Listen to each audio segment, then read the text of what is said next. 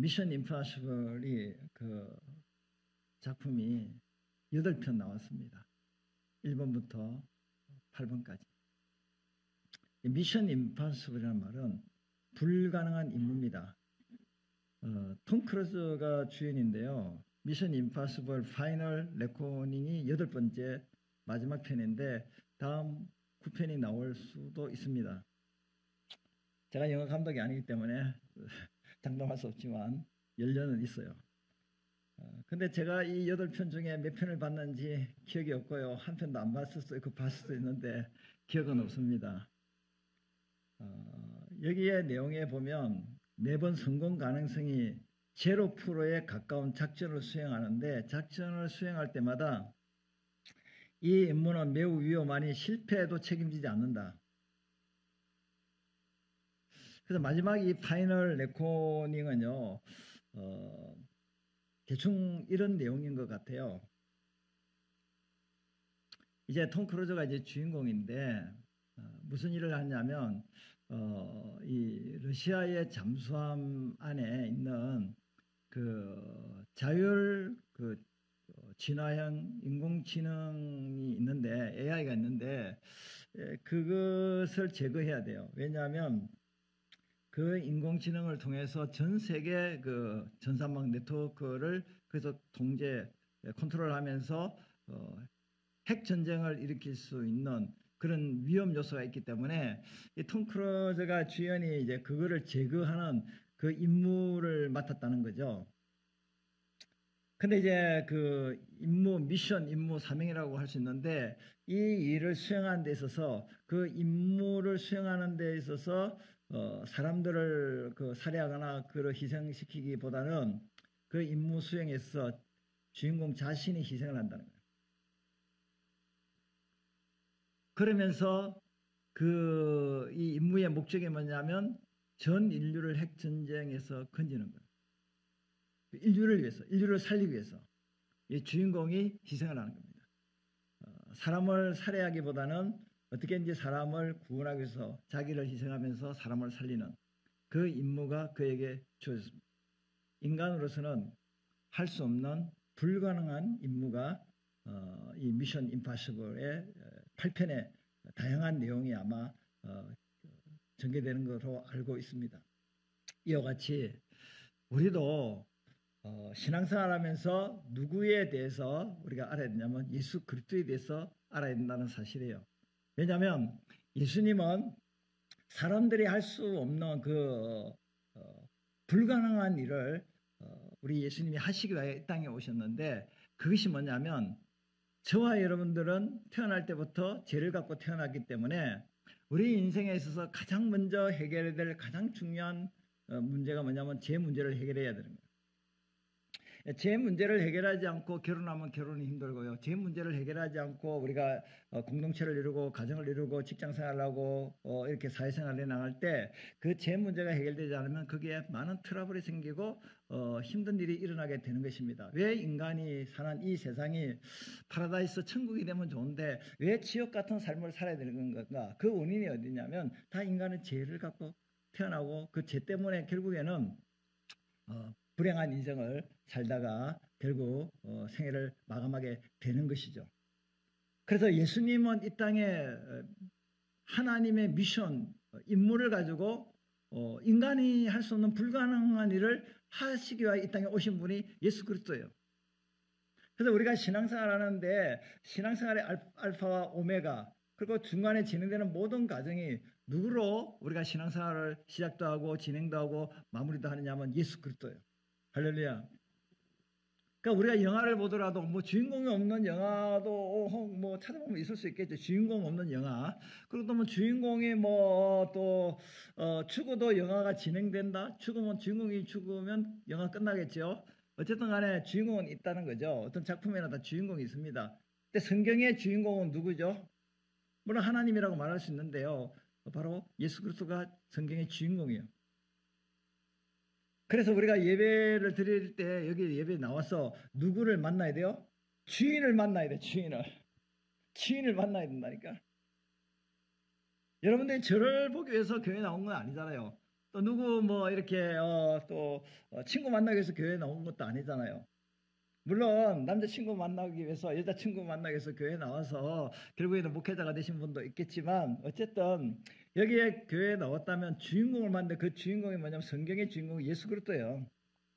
그래서 신앙생활을 하려면 예수님이 누구신가를 아는 것이 굉장히 중요하다 하는 것입니다. 그래서 예수님은 오늘 성경에 보니까 4절에 하나님의 형상이다. 이 말은 뭐냐면 하나님이시나. 그리고 5절에 보면 예수님은 주님이라고 주님, 주인 주자를 쓰고 있는데요. 예수님은 만물의 주인이라는 거예요. 나의 주인, 나의 왕이라는 겁니다. 그런데 하나님이시고 나의 주님 되신 그 예수님께서 우리의 구원을 이루기 위해서 이 땅에 오셔서 어떻게 그 인간이 해결할 수 없는 그 죄 문제를 어떻게 어디서 해결하시냐면 바로 십자가에서 해결하시거든요. 그래서 너희들은 나 예수만 믿어라. 그러면 죄 사함 받고 구원을 받을 수 있다. 영원한 생명 얻는다. 그것이 무슨 소식이라고요? 가스펠이라는 거예요. 굿 뉴스예요. 복음이에요. 그러니까 세상에서는 그런 소리를 들을 수가 없어요. 여러분 학교나 학원이나 세상의 어떤 모임에서 예수 그리스도가 그 여러분 죄값을 대신 희생함으로 예수를 믿으면 이 죄에서 탈출할 수 있습니다. 죄에서 자유를 얻을 수 있습니다. 흑암의 권세에 놓여있던 우리가 이제는 광명한 나라로 옮겨질 수 있습니다. 예수님을 믿기만 하면 그냥 그저 공짜로 주어지는 겁니다. 라고 말하는 그 좋은 소식을 어디서 들을 수 있겠습니까?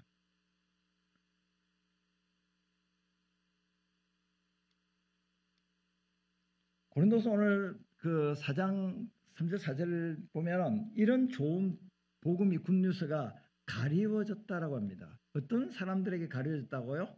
망하는 자들에게 가려졌대요.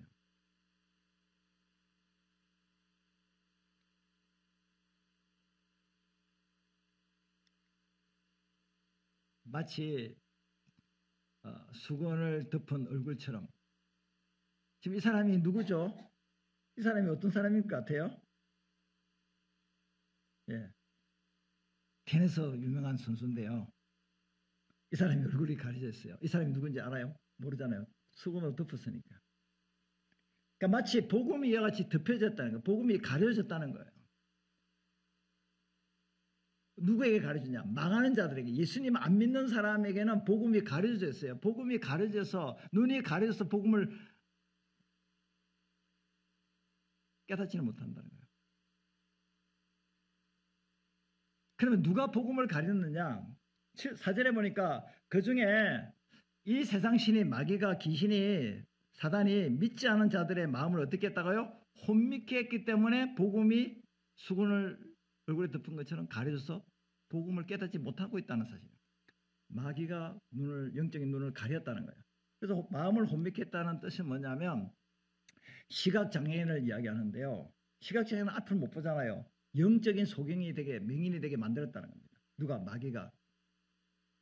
그러니까 복음의 말씀이 막 증거돼도 예수가 하나님입니다. 예수가 주님이십니다. 예수님이 우리 죄값을 십자가에 대신 지불하시고 3년을 벌하시고 누구든지 예수 믿으면 죄 사함 받고 구원을 받습니다라고 이 복음을 너무나 단순하게 이렇게 증거함에도 불구하고 사람들은 이렇게 생각하는 것입니다. 예수님의 죽으심과 나와 무슨 상관이 있어? 무슨 연관이 있어? 예수는 예수고 나는 나지. 예수는 기독교를 창시한 종교 지도자고 윤리적인 도덕적인 공자 석가 이런 마음에 이런 사람하고 동일한 사람이지. 그분이 무슨 하나님이냐? 그분이 우리를 구원하느냐? 천국과 지옥이 어디 있어? 그냥 이 땅에서 잘 먹고 잘 살고 그리고 성공하고 출세하면 되는 거지. 라고 사단은 세상적인 가치관 생각으로 그렇게 우리를 인도한다는 거죠.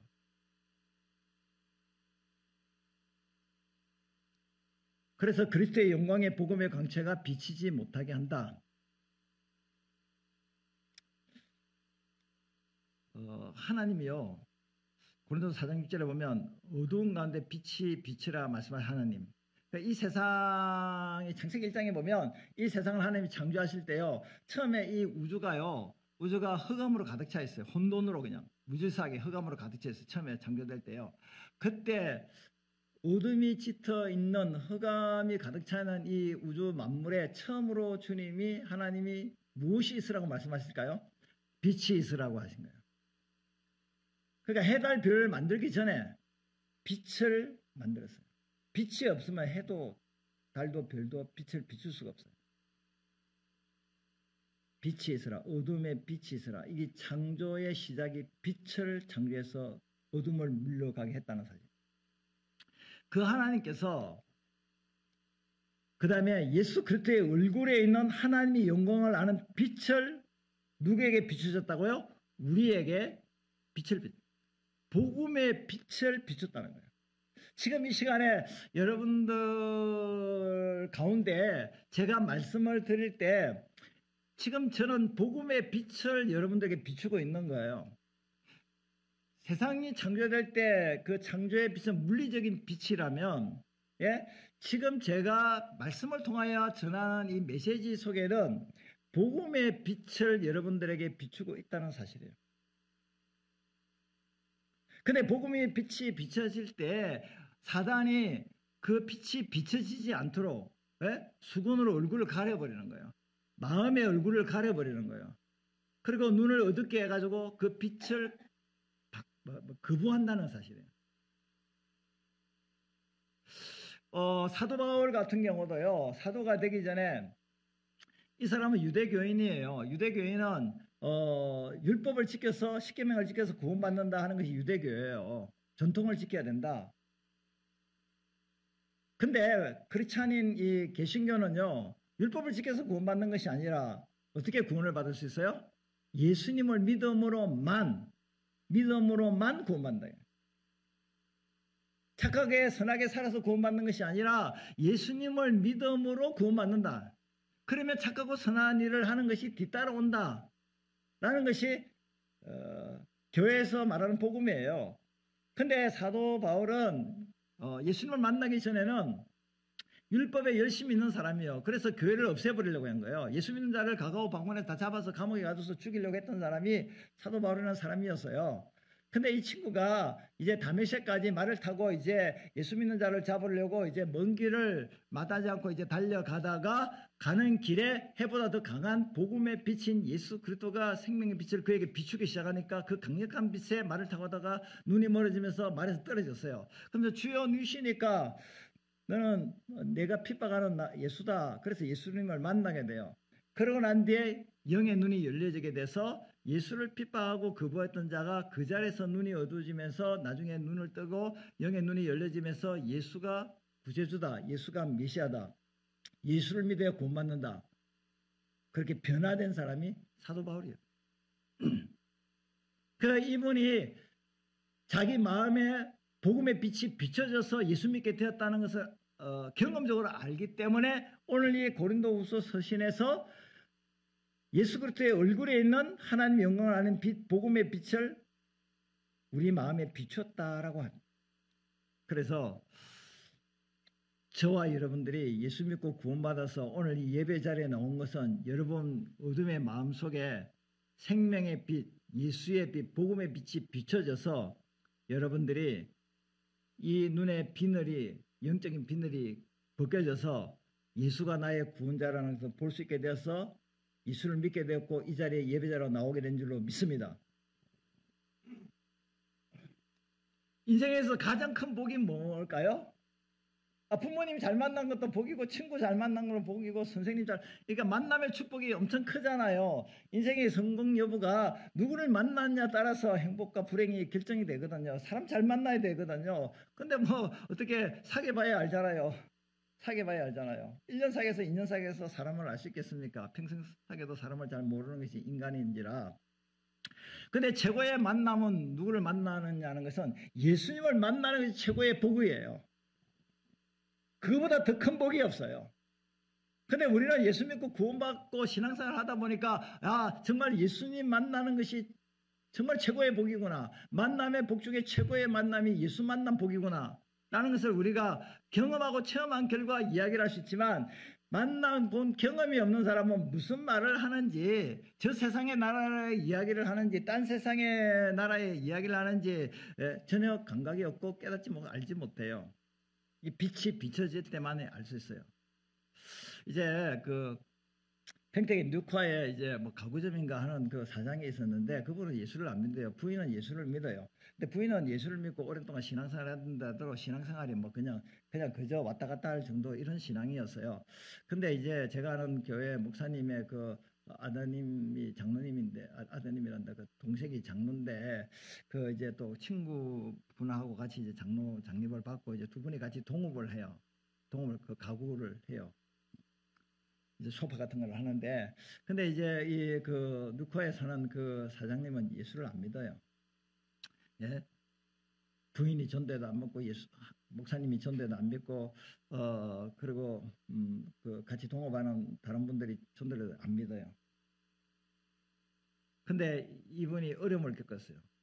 그 뉴카에서 이제 가구 사업하는 어려움을 겪어서 이제 그때 그러면 어려움을 겪으니까 그러면 장로님 두 분이 동업하는데 거기 같이 이제 한유에서 같이 이제 일을 하게 됐는데 그분이 요구가 뭐냐면 10년 동안 이제 그 장로님 열심히 이제 동업을 해서 이제 사업 기반을 다 닦아놨는데 지분을 똑같이 3분의 1로 다 나누자고 그렇게 제안을 해서 그 장로님들이 굉장히 고민을 했다더라고요. 우리는 10년 동안 이렇게 다 길을 다 닦아놨는데 이제 처음 돌아가지고 같이 지분을 똑같이 나누자 하니까 근데 전도를 해야 되겠다. 저 영혼도 교회로 인도해야 되겠다. 그래서 생각을 해가지고 이제 그렇게 해서 동업을 같이 하게 됐습니다. 근데 그분이 이제 교회를 나와서 이제 예배를 드리는데 은혜를 받은 거죠. 그분이 이제 부인도 어떻게 은혜를 받느냐면 이제 수요일 날 예배 끝나고 때 이제 통성 기도를 하게 되는데 통성 기도를 막 하는데 그 부인이 그 남편도 그 아내도 아마 예배 시간에 졸았는가 봐요. 사실은 교회에서 보면 예배 시간 졸은 분은 상습적으로 계속 졸잖아요. 꾸벅꾸벅 졸았어요. 저는 이유가 다 있겠지만 피곤해서 그렇지만 졸다가 이제 환상을 보게 된 거예요. 꿈속에서 이제 환상을 보게 된 거예요. 그래서 우리 주님이 나타나셔서 야, 네가 그렇게 졸리느냐? 그렇게 졸리냐? 이렇게 두 번 물어보시더라고요. 그러면서 어떤 약을 주셨는데 그걸 먹고 난 뒤에 이제 졸음이 싹 없어졌다고 그래서 예배 시간마다 이제 안 졸게 됐는데 그런 과정 속에서 그냥 그분이 이게 뜨거운 이제 그 바람이 불어오면서 심령이 막 뜨거워지면서 이제 그런 상황에서 그 남편이 그 옆에 같이 예배를 드리는데 남편에게도 그 뜨거움이 전달된 거예요. 그 남편도 왜 이렇게 뜨겁지 하고 그래서 부인을 쳐다보니까 부인이 그 눈을 감고 이렇게 하늘을 쳐다보는데 아주 그 얼굴 표정이 너무나 평화롭고 너무나 기쁨이 충만한 얼굴로 그렇게 된 것을 경험했다고 그러더라고요. 그래서 결국은 신비적인 어떤 체험을 하게 된 거죠. 그러니까 이제 졸음도 달아나고 이제 신앙생활을 제대로 했다 하는 이야기를 어제 이제 카페에서 우리 목사님이 행사가 있어가지고 만나서 그런 간증을 듣게 되었습니다. 그래 복음의 빛이 비칠 때 우리가 거부하는 사람도 있는데 그 복음의 빛이 비칠 때 아멘으로 받아들이는 것은 내 힘으로 내는 것이 아니고 성령의 역사입니다. 그래서 우리가 예수 믿고 구원받고 천국 백성이 되는 거예요. 복음이 가려질 수도 있는데 어떤 사람에는 복음이 가려진 게 아니고 열려지는 역사가 있어요. 그 내가 여는 게 아니고 주의 영이 임하면 열려져요. 신앙생활은 어떻게 보면 그런 거예요. 억지로 되는 게 아니에요. 신앙생활은 저절로 돼야 되는 거예요. 이거 하세요 저거 하세요 율법적으로 해서 되는 게 아니에요. 주님이 역사하면 하지 말라는 데도 해요. 정말 그래요. 스스로 자원해서 한다니까요. 근데 이제 신자에게 임무가 주어졌어요. 예수 그리스도를 통하여 구원을 받고 생명의 빛이 예수의 빛이 마음속에 임하서 구원받은 자에게는 임무가 주어졌어요. 임무. 어떤 임무가 주어지냐면 내가 복음을 들음으로 변화되어 새 사람이 되고 하나님 자녀가 되었다면 이제 그 복음을 다른 사람에게도 전도를 해야 되잖아요. 그리고 또 한 가지는 뭐냐면 내가 복음을 전가한 것이 진짜 맞다, 실제다. 왜? 내 삶을 통하여 보여주는 거예요. 말로만 전도하는 것이 아니라 정말로 예수 생명의 복음의 역사가 얼마나 중요하고 귀한 것인지 내 삶을 변화시킨 것이 예수다, 복음이다. 그를 삶의 실천을 통하여 보여줘야 된다는 거예요. 이 두 가지가 균형이 잡혀져야 돼요. 너무 중요하죠. 여기에 고린도후서 4장 1절 2절에 보면 그러므로 우리가 이 직분, 이 사도의 직분을 받았는데 어떻게 받았냐면 정말로 유대교인으로서 율법을 주장하는 사람으로서 크리스찬들을 이렇게 핍박했던 자인데도 불구하고 다메섹도상에서 주님이 그를 사도로 부르신 그 긍휼하심을 받았기 때문에 내가 이 직분을 감당하는 데 있어서 거짓 사도가 나를 공격한다 할지라도 신앙생활하는데 힘든다 할지라도 나는 낙심하지 않는다. 신앙생활하는데 복음을 실천하는데 어려움이 있지만 나는 낙심하지 않는다. 그러면서 세 가지를 하지 않겠다고 해요. 그게 뭐냐면 첫째는 숨은 부끄러운 일을 하지 않고요. 두 번째는 속이는 일을 하지 않고 세 번째는 말씀을 믹스해서 혼잡시켜서 진리를 거짓되게 만드는 이 세 가지 일을 하지 않겠다라고 이야기를 하고 있습니다. 다시 말하면 복음을 실천하겠다는 거예요. 복음을 실천하겠다. 이제 거짓 사도들은 거짓된 복음을 증거하면서 본인들이 그렇게 살지도 않으면서 그러니까 윤리적으로 도덕적으로 타락한 삶을 살고 남을 이용해서 자기의 어떤 뜻을 이루려고 하는 그리고 이제 이전들도 복음을 증거하는 것 같지만 또 성경책을 가지고 말씀을 전하는 것 같지만 다 그 조잡스럽게 또 자기 입장에 자기 마음에 맞도록 그렇게 성경을 해석하고 그렇게 전하잖아요. 이런 것들이 참된 복음이 아니라는 거예요. 근데 바울은 삶을 통하여 버릴 것은 버리고 취할 것은 취하는데 진리가 아닌 것은 버리고 참된 진리의 말씀을 실천하면서 복음을 증가한다 그렇게 이야기를 하고 있다는 사실이에요. 그래서 이제 어제 이제 그 행사가 끝나고 난 이제 카페에서 이제 그렇게 어떤 이제 목사님이 그렇게 자기 교인이 그렇게 돼서 은혜를 받고 변화됐다 이야기하니까 또 옆에 있는 목사님이 또 이런 간증을 했습니다. 자기는 이제 강원도 영월에서 출생했는데 어릴 때 아버님이 세상을 떠나서 어머님이 자기를 키웠는데 돈이 없어서 중학교 밖에 못 나왔는데 그것도 중학교 나온 것도 대단한데 저보다 두세 살 많으신 분들 중학교 대단한데 이제 고등학교까지 가려고 하니까 그 엄마가 고등학교 못 간다. 그러니까 이제 담임 선생님이 그 교회 선생님이기도 하는데 네가 서울 가서 고등학교 입학하면 내가 학비 그때 육성회비인가 학비 수업료 반은 대주겠다. 반은 네가 벌어라. 그렇게 해서 이 그 목사님이 이제 서울로 올라와 가지고 공부를 하는데 진짜 낮에는 주경야독이에요. 주경야독. 낮에는 주경야독이 아니지. 하여튼 밤에 가서 일을 하고 막 뭐 이렇게 그 리어카 장사를 하면서 그렇게 하면서 이제 또 공부를 하고 그러다 보니까 학교 가서 맨날 졸고 앉아 있는 거예요. 그러니까 또 수업료도 제대로 못 내고 육성회비도. 그러니까 선생님이 아마 크리스찬 학교 같은데 예수 믿는 선생님인데 근데 이제 목사님이 이제 고등학교 때 그렇게 육성회비도 못 내고 또 학교에서 또 장사를 하고 이렇게 또 학교 또 등교하고 이러니까 수업 시간에 졸고 앉아 있으니까 불러가지고 이 콧구멍에다가 분필 양쪽으로 넣고 귀에도 분필을 꽂고 무릎을 꿇게 하고 그 불량하다고 그리고 선생님들이 지나가면서 추석불 가지고 머리 때리고 지나가고 그러니까 너무나 참 비참한 거예요. 자기 인생이. 예? 그러다가 또 이제 도시락도 사가지고 수 없고 그래서 돈이 있어야 도시락을 사죠. 수업료도 못 내는 형편에. 그런데 그 운동을 하고 싶은데 운동도 못하고 나무 그늘 안에 가만히 앉아 있는데 힘이 없어 쭈그리고 앉아 있는데 어떤 친구 요한이라는 친구가 와서 요한이 안 나왔네. 요한이라는 친구가 와가지고 도시락만 나누고 가는 거예요. 도시락만 나누고 바깥이 먹자 이러면 좀 그러니까 예? 도시락만 나누고 그냥 말없이 가는 거예요. 그러면서 어느 날 그 요한이가 자기 집에 한번 가자고 우리 아버지가 초대했다고 가니까 그 아버지가 목사님이야. 그러니까 그 아버지가 이제 1년 동안 이제 학비도 내주고 대신 내주고 그리고 또 교복도 새 교복으로 또 이렇게 사주고 그래가지고 정말로 자기가 은혜를 많이 받았다는 거예요. 그래서 자기가 이제 결혼해서 아들이 둘인데 아들 하나 이름을 요한이라고 이름을 지은 거예요.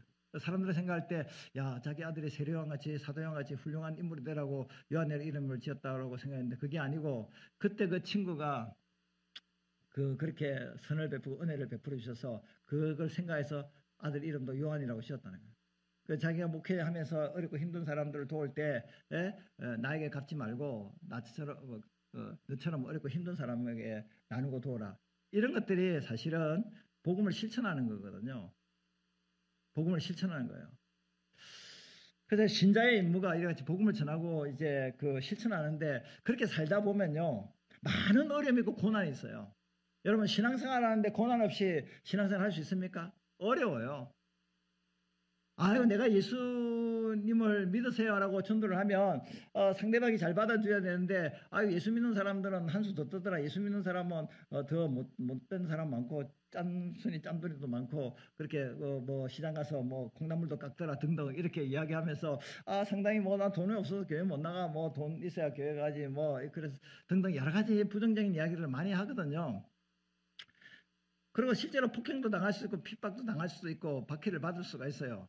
그런데 우리 안에 뭐가 담겼다고요? 질그릇에 뭐요? 보배가 담겼다는 사실이에요. 질그릇은 굉장히 깨지기 쉬운 그릇이에요. 보잘것없어요. 근데 보배가 담겼다는 보배가 귀하다는 거죠. 성경에 보면 7절에 오늘 본문 7절에 우리가 이 보배를 질그릇에 가졌으니 이는 심히 큰 능력은 하나님께 있고 우리에게 있지 아니함을 알게 하려 함이라. 우리가 질그릇이에요. 우리 고난을 받고 힘든 일을 만나게 되면 정말 자살하고 절망할 수밖에 없는 연약한 게 우리 질그릇이에요. 근데 우리 안에 뭐가 담겼다고? 보배가 담겼어요. 보배가 뭐냐면 예수 그리스도의 영광의 강체인 복음에 담겼다는 거예요. 우리 안에 예수님의 생명이 담겼다는 거예요. 우리 안에 복음의 능력이 우리 안에 담겼다는 사실이에요. 그래서 교회에 와도 그 심령 안에 복음의 빛이 비쳐서 예수님의 생명이 있는 사람은 신자고 예수님의 그 복음의 빛이 비쳤음에도 불구하고 예수 생명으로 새롭게 변화되지 않은 사람은 교인이에요. 교인은 교회를 나와서 열심히 11조 내고 주일 성수하고 착한 일하고 선한 일하고 봉사하더라도 지옥 갑니다. 교인은 지옥 가요. 교회 나왔는데도. 신자는 뭐냐면 신자는 똑같이 열심히 하고 다 똑같지만은 짝퉁이 있고 진짜가 있는 거예요. 진짜는 뭐냐면 그 안에 그 질그릇 같은 우리 안에 보배가 있는 사람은 진짜예요. 근데 보배가 없는 사람은 가짜예요. 그러니까 교회에 나온다고 해서 다 보배를 담은 그릇이 아니라는 거예요. 그리고 안 믿는 사람 입장에서 그렇잖아요. 뭐 직분자가 뭐 누가 뭐 중직이 뭐 어떤 사람이 뭐 저렇다. 그러면서 교회에 나오는 분들을 비판하고 판단하잖아요. 그것은 그 안에 뭐가 없다고요? 보배가 없는 사람을 두고 이야기하는, 교인을 두고 이야기하는 거예요. 종교인 사절, 종교인을 두고 이야기하는 거예요. 우리는 종교인이 아니에요. 우리는 그리스도인이에요. 할렐루야. 왜 그리스도인이라고 부르죠? 우리 안에 뭐가 있어요? 복음의 빛이 들어왔다니까요. 생명의 빛이 들어왔어요. 예수 생명이 내 안에 들어가 있다는 거예요. 그러니까 우리가 신앙생활하는 거는 내 힘으로 신앙생활하는 게 아니고 예수 생명을 받은 자로 예수 생명의 능력으로 복음의 능력으로 신앙생활을 한다는 거예요. 그렇기 때문에 여러 가지 환난과 핍박과 고난과 시련이 온다 할지라도 우리는 질그릇이기 때문에 쉽게 깨어지고 그걸 이겨나가고 극복할 수 없지만은 내 안에 있는 하나님의 능력으로 고난을 이긴다는 거예요. 내 안에 있는 하나님의 능력으로 모든 시련을 극복할 수 있다는 사실이에요. 그렇기 때문에 우리에게 주는 미션 임무를 감당하는 것은 우리 힘으로는 0%에 가깝지만 우리 힘으로는 안 되지만 누구의 능력으로 가능하다고요? 예수님의 능력으로, 새 생명 얻은 사람의 능력으로 가능하다는 겁니다. 그렇기 때문에 내가 위대한 일을 했음에도 불구하고 그 공로를 누구에게 돌려야 되는 것입니까? 하나님께 돌려야 되는 거예요. 제가 한 건 아닙니다. 저는 잘하는 거는요, 죄짓고 못된 짓 하고 미워하고 제가 나쁜 거는 제가 정말로 전문가입니다. 근데 제가 선을 행하고 의를 행하고 예수님 닮아가는 삶을 사는 거는요, 제 힘으로 사는 것이 아니에요. 내 안에 있는 예수님의 능력으로 사는 겁니다. 내 안에 있는 복음의 능력으로 내가 사는 것입니다. 그래서 내가 자랑하고 내가 드러나는 것이 아니라 누구를 자랑하고 누구를 높이고 누구를 찬양해야 됩니까? 예수님이 그런 거예요. 제가요 이렇게 변화된 거요 예수님 때문에 그랬어요. 당신도 예수님 믿으면 예수님이 당신을 그렇게 변화시킬 거예요. 실제로 그러니까. 그렇잖아요. 우리가 우리 자신을 새롭게 변화시켜서 정말 행복한 사람으로 살기를 원하지만 그게 됩니까? 평생에도 안 돼요. 10년 공부 나무함이 타볼까 한샘 보살이에요.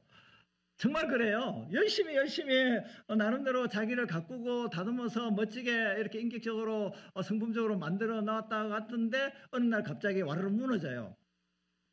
내가 내 힘으로 안 된다니까요. 근데 어떻게 가능합니까? 복음이 들어가면 가능해요. 내 남편을 변화시켜줬다. 잔소리하면 더 안 돼요. 내 아이도 잔소리해서 절대 안 돼요. 교육 어느 정도 되지요. 못 배운 것보다 많이 배우면 좀 지식이 많이 들어가면 사람이 조금 이제 지적인 능력이 있으니까 좀 달라질 수 있어요. 한계가 있어요. 그런데 복음이 들어가면 다 변화됩니다. 할렐루야. 그래서 내 남편, 내 아내를, 내 자식을 변화시키고 싶습니까? 어떻게 해야 되겠어요? 교회에 나오게 해야지. 근데 교회만 나오고 교인을 만들면 안 되고 누구를 만나게 해야 된다고요? 예수님을 만나게 해야 된다고요. 복음의 빛을 그의 심령에게 들어가게 해서 예수 생명을 만나게 되면 사람이 변화되고 달라지게 돼 있어요. 달라지게 돼 있어요. 이거 내가 하는 것이 아니에요.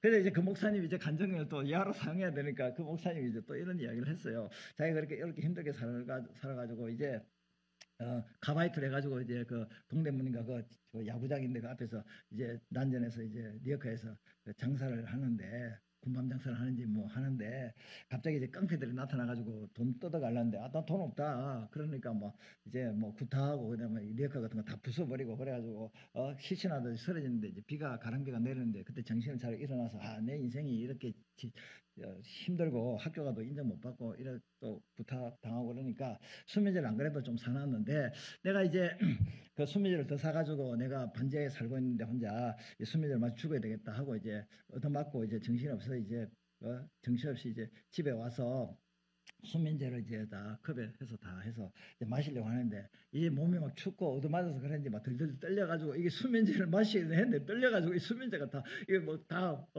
물컵이 다 흩어지고 부어지니까 마실 수 없는 상태에 놓여 있었다 그러더라고요. 그러면서 이제 주의 음성이 딱 들렸는데 딱 2번 들렸다더라고요. 평생에 딱 2번. 그때 그래서 내가 너와 함께한다. 내가 너와 함께한다. 그 음성을 듣고 이제 이런 찬양이 갑자기 찬양 아니고 서한이강 노래가 막 나오면서 이제 방언을 하게 된 거예요. 서한이강 노래가 나오는데 그 다음날 이제 가까운 교회 갔는데 그 교회는 새벽기도가 없는데 철학기도를 뭐 교인들이 200~300명 이상 철학기도를 하기 때문에 새벽기도 없는데 그날 같으면 목사님 마침 또 새벽기도를 인도하시는데 그때 서한이강 그 노래에 예수의 십자가에 보혈 이런 가사가 있는 그거를 불러서 그 찬양이 자기한테 너무나 마음에 와닿아서 너무 기뻤다더라고요. 그러면서 그분이 하는 말이 자기가 이렇게 자살할 정도로 삶이 피곤하고 힘들었는데 주님이 내가 너와 함께한다 그 말을 2번이나 들을 때 그 순간에 너무나 마음에 평안이 오고 기쁨이 오면서 그렇게 행복할 수가 없었다는 거예요. 그러면서 하는 말이 뭐냐면 사람이 돈이 있고 권력이 있고 힘이 있어서 행복한 것이 아니라 주님의 은혜가 임하니까 그 자살하는 그 상황에서 그 기쁨이 막 충만하다는 것을 그분이 어제 간증을 했습니다. 이와 같이 이렇게 보배가 있으면요 어떤 역사가 있냐면 우리가 사방을 우울의 삶을 당하여도 어때요? 사이지 아니하며 답답한 일을 당하도 낙심하지 않고 박해를 받아도 버림받지 않고 거꾸로 틀림을 당하여 망하지 아니하고 10절 11절은 똑같은 내용을 반복하고 있는데 우리가 예수의 죽음을 몸에 짐을 졌다. 11절에 예수를 위해 죽음에 넘겨졌다는 말은 이와 같이 신앙생활하고 복음을 전가하고 이렇게 살아가는 데 있어서 수많은 죽음의 고통 같은 어려움으로 인해서 예수의 죽음을 내가 이렇게 짊어졌다는 거예요. 그런데 그 죽음을 짊어지는 그 상황에서 어떤 역사가 있냐면 10절에도 11절 똑같이 예수의 생명이 내 몸에서 내 육체에서 나타난다는 거예요. 왜 이유가 뭐냐면 12절에 보니까 사망 죽음은 우리 바울 안에 역사하지만 생명은 너희 고린도 교회 성도들에게 나타나는 거야. 내가 이렇게 고난받고 힘들고 어려운 가운데에서도 끝까지 예수 생명으로 보배가 내 안에 있으므로 그 능력을 이겨나가는 모습 속에서 너희들이 구원을 받고 너희들의 교회가 세워지고 너희들이 영적으로 세워지는 일을 하게 된다는 것이에요. 여러분 우리가 이 땅에 살면서 신앙생활 하면서 예수 생명이 있는 사람이 믿지 않은 사람하고 그 고난과 어려움을 겪을 때 다른 그 어떤 행동과 태도와 모습, 변화된 모습을 보이면요. 그 변화된 모습을 보이는 것이 예수의 생명이 드러나는 거예요. 그러면 믿지 않은 사람이 그걸 보고 도전을 받아요. 그렇구나. 아, 저 고난이면 나는 인생 끝장났다. 저 어려움이면 나는 인생 포기했다. 근데 저 사람은 저런 어렵고 힘든 가운데서도 어떻게 저 고난과 시련과 끝까지 믿음을 붙들고 저렇게 승리의 인생을 살아갈까? 그러니까 죽음은 죽음이 아니에요. 죽음은 생명을 이루는 길이에요. 고난과 고통은 우리로 하여금 더 성숙케 하는 놀라운 역사를 보게 된다 하는 것입니다. 이제 바울의 고난은요, 바울은 이제 사도가 됐잖아요. 이제 예수님을 만나고 이제 변화됐습니다. 그때부터 이제 복음을 전가하고 이제 복음을 실천하는 삶을 사는데요. 오늘 여기 보니까 바울이 어떤 고난을 받냐면 매 맞고 감옥에 갇히고 죽을 위기, 채찍, 회초리, 돌 맞고 난파, 바다 포로, 여행 강도, 도시, 광야 위험, 그리고 동족 이방인 거짓행제의 위협, 수고, 예섬, 자지 못한 굶주림, 목마름, 추위, 헐벗음, 그리고 교회를 염려하는 진짜 인간이 겪을 수 없는 그런 수많은 어떤 어려움, 고통을 겪었어요. 그럼에도 불구하고 끝까지 미션을 감당한 거예요. 사명을 감당할 수 있는 거예요. 그리고 또 한 사람은 스데반인데요. 이 스데반 집사는요, 이 공회 앞에 그 유대 법정 앞에 섰습니다. 이제 그 사람들은 다 사자예요. 일이에요. 자기를 잡아먹으러 자기를 처형하려고 하는 그런 사람들이 모였습니다. 근데 스데반의 얼굴은 어떤 얼굴이에요? 천사의 얼굴이에요. 아, 겁에 질려야 되잖아요. 그 법정 앞에 섰으니까 이제 처형당해야 돼요. 근데 그런 상황에서도 천사의 얼굴이에요. 근데 그 사람을, 스데반을 누가 천사의 얼굴로 만들었어요? 복음이 그렇게 만들어요. 예수 생명이 그렇게 만들어요. 예수 생명이. 거기 신자잖아요, 신자. 아, 죽을 일을 겪으면 다 알고 죽겠다. 그게 정상인데, 아, 죽을 일을 만났는데도 불구하고, 내 영혼 평안해. 평안을 잃지 않고, 그, 어려움을, 넉넉히 이길 수 있는 그 힘을 가지고 있다는 사실 자체가 얼마나 놀랍습니까? 그 상에 천사의 얼굴이 될 수 있습니까? 자기 힘으로 가능해요? 안 돼요. 그러면서 자기 영혼을 주님께 맡기면서 자기를 향해서 돌로 치는 그 무리들을 향해서 주여 이 죄를 그들에게 돌리지 마소서. 이게 자기 힘으로 되겠습니까? 아니, 나를 향해서 돌을 치는 자들에게 내가 표현이 좀 그래서 죄송한데 짬돌을 가지고 달려들어가지고 나도 그냥 복수를 하든지 할 거 아닙니까?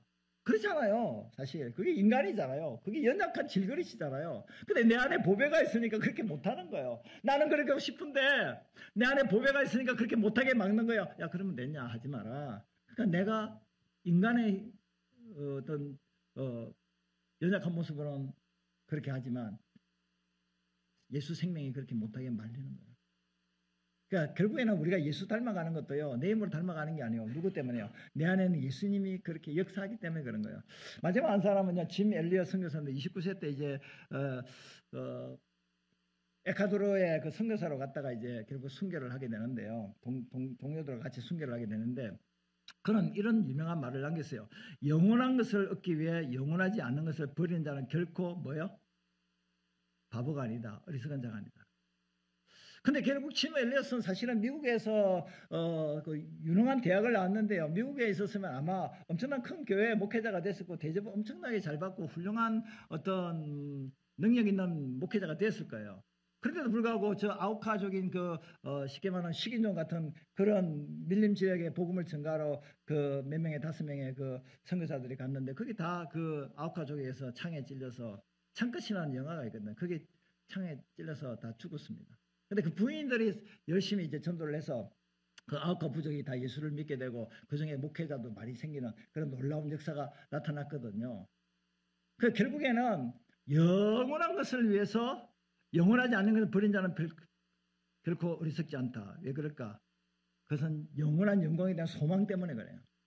그러니까 우리가 예수 믿고 구원받았잖아요. 복음의 빛이 비해서 예수 생명을 얻었잖아요. 근데 그대로 살아가려고 할 때 많은 시련과 어려움이 있지만 우리가 그걸 이길 수 있는 힘은 내 안에 있는 보배 되신 예수의 생명, 복음의 능력 때문에 이길 수가 있고 또 하나는 영광의 소망이 있기 때문에 신앙생활할 때 낙심하고 절망하지 않고 끝까지 믿음의 길을 걸어갈 수 있다는 사실이에요. 자, 낙심하지 않는 이유가 어디냐면 첫째는 영광스러운 몸의 부활과 더불어서 주님의 품에 영원히 안기게 되고 둘째는 그 사람 우리 육신은 날마다 세해져요. 아무리 가꾸고 뭐 헬스하고 운동하고 그래도 나이는 못 속입니다. 낡아지나. 근데 내 속사람, 내 영의 사람은 날로 새로져요. 그러니까 우리는 어떤 소망을 가지냐면, 나는 내 몸이 새하고 내가 죽어도 나는 다시 산다, 부활한다. 그리고 주님 나라가 산다. 그리고 내 속에 내 성품은 날마다 예수 닮아간다. 그런 소망이에요. 그리고 환난은 경한 거지만 하늘의 기업은 영원히 영광에 중한 것이다. 환난은 경한 것이 아니에요. 사실 힘든 거죠. 어렵죠. 근데 어떻게 참아요? 이 땅의 고난은 영원한 것이 아니다. 잠깐 지나간다. 저 영원한 영광의 상급에 비하면 이 땅의 어려움은 아무것도 아니다. 그런 의미에서 비교해서 이야기를 합니다. 마지막 한 가지는요. 보이는 것은 잠깐이지만 보이지 않은 것은 어때요? 영원하다. 우리 찬양을 특성을 여기에 맞도록 해주셔서 너무나 감사합니다. 보이는 것은 뭐예요? 잠깐이에요. 예? 젊음도 잠깐이고 돈도 잠깐이고 뭐 지식도 능력도 고난과 고통과 핍박과 환난과 어려움도 전부 다 잠깐이에요. 지금 어떤 어려움 가운데 있습니까? 다 지나갑니다. 따라합시다. 다 지나간다. 어떤 분이 웃기는 말을 했잖아요. 너 막 나를 괴롭히는 사람이 있으면 그냥 건드리지 말고 복수하지만 가만히 두라. 나중에 늙으면 다 죽는다. 다 지나가는 거예요. 다 지나갑니다. 잠깐이라니까요. 그래서 부하다고 권력 있다고 그렇게 하지 마세요. 금방 순식간에 부귀영화가 다 지나갑니다. 부귀영화가 다 지나가요. 잠깐이에요. 근데 보이지 않은 거는요. 영원한 거예요. 저 천국은 영원한 거예요. 주님의 나라는 영원한 거예요. 근데 보이는 거 잠깐 있는 그것 때문에 죽느냐 사느냐 그것 때문에 목숨을 걸고 사는 사람은 얼마나 참 불쌍한 사람입니까? 근데 영원히 없어질 그 나라를 소망하면서 현재의 고난과 고통을 이기며 나가는 사람이 얼마나 행복한 사람입니까? 그 소망을 누가 갖습니까? 예수 생명 있는 사람이 갖는 거예요. 그래서 교회는 예수 생명을 전하는 것이 교회예요. 생각하건대 현재의 고난은 장차 우리에게 나타날 영광과 비교할 수 없다. 그러므로 현재의 고난을 보지 마시고 앞으로 장차 영광을 바라보면서 고난을 극복하시기를 바랍니다. 마지막 결론은 오늘 말씀에 요약하면 우리의 임무가 뭐냐? 복음을 선포하고 실천하는 삶을 사는 것인데 그러나 복음의 대적자들이 복음을 선포하거나 실천하지 못하도록 우리에게 핍박을 하고 고난을 준다. 그러나 우리는 어떻게 했냐? 우리 안에 예수 생명이 있고 우리는 영원한 영광에 대한 소망이 있기 때문에 낙심하지 말고 신자로서 신앙의 의무를 잘 감당하고 우리의 미션을 완수할 수 있는 저와 여러분들이 되어야 할 줄로 믿습니다. 할렐루야.